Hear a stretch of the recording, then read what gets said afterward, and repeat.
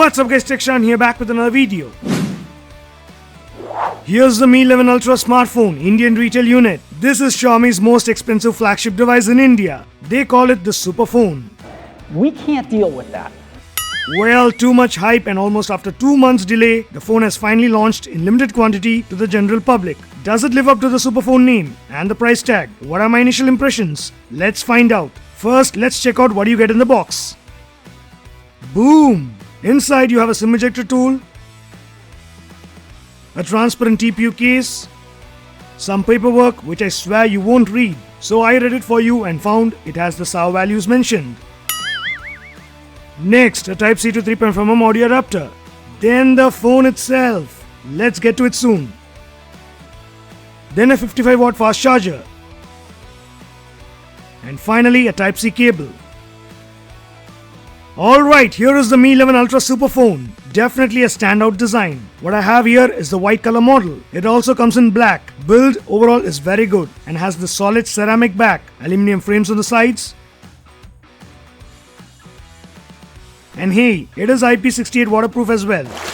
No doubt it is a premium looking phone. But to be honest, it feels heavy in the hands. And it's a bit thick, and because of the super large camera bump, the top part feels more heavier than the bottom. Given the overall weight and thickness, I personally couldn't use it with one hand for a prolonged period. My right hand was calling my left hand for help. That's a thing to keep in mind.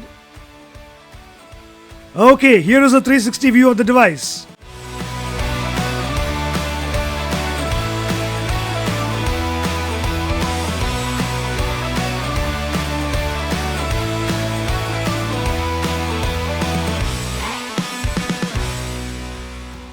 Now let's move on to display. It comes with a large 6.8 inches AMOLED 120Hz display. The pixel density is 515 ppi. Supports HDR10 Plus and Dolby Vision as well.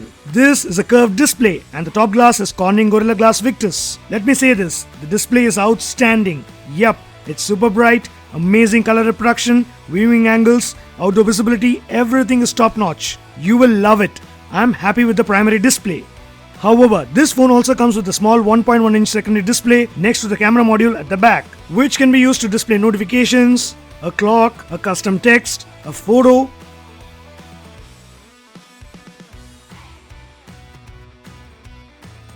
or use it as a viewfinder for the main camera. Yep, you can use it to take high quality selfie photos using the main camera. Although nice, I don't see you using it very often, to be honest. And on top, we don't tend to keep our phones flipped on the desk. At least, I don't. By doing that, who would want to scratch the display accidentally? And when I pick up a device, only the main screen is where I get to immediately. So frankly, from a usability standpoint, apart from taking selfies, it's just a fancy add-on in my opinion.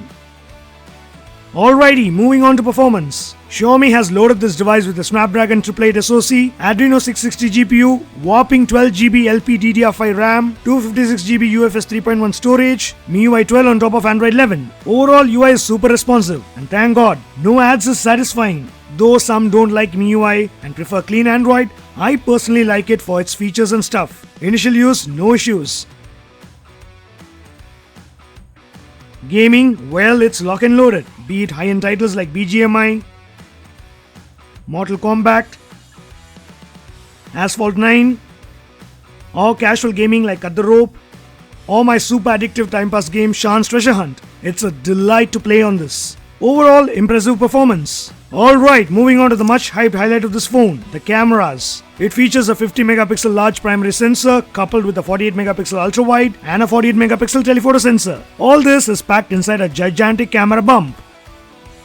And to the front, a 20 megapixel shooter with on-screen flash. You can shoot up to 8K 20fps videos, but I'm sure you won't. I personally won't. Anyways, you can also shoot 4K or 1080p up to 60fps. The front can also go up to 1080p 60fps. A large sensor does not mean always good photos. Software algorithm is even more important. But here the large sensor definitely takes impressive good detail shots. I won't say it's the best out there given that it's a super phone in marketing terms, because at times the exposure and a few other things are not consistent. But overall colors are good, dynamic range is okay, needs improvement, low light is impressive. What do you guys think of these samples? Camera being the number one highlight of this phone, do you think the super phone name tag or the price you pay for this phone is justified in the camera department when compared to the Fruit phone? Let me know in the comments.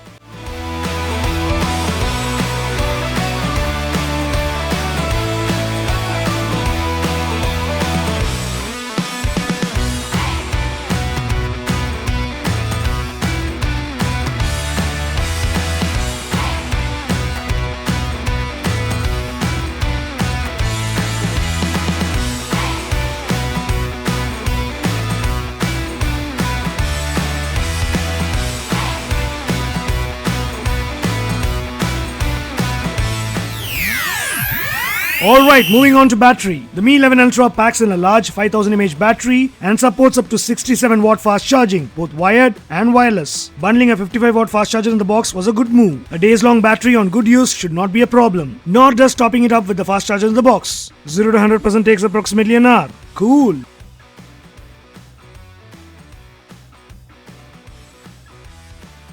A thing to note, it also supports 10 watt reverse charging. So, a quick top up to your Apple or Android friend? Yep, you can do that.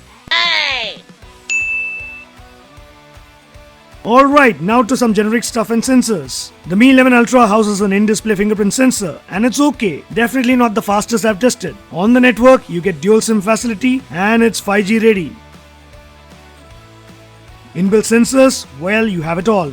Accelerometer, gyro, proximity, even NFC. And Xiaomi's love affair, the IR Blaster, that is also there as well. On the audio, its dual high-resolution Harman Kardon speakers have very good audio output, good for music listening or multimedia consumption.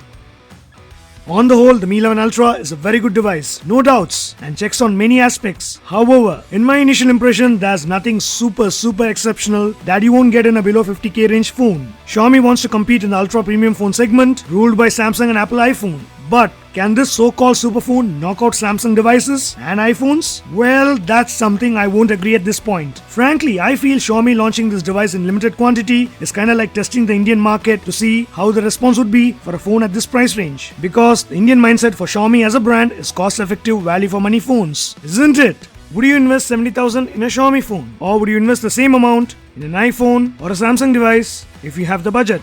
Let me know your thoughts. Would love to hear them. Alright, like, share and subscribe, and I'll catch you guys in another exciting video. Until then,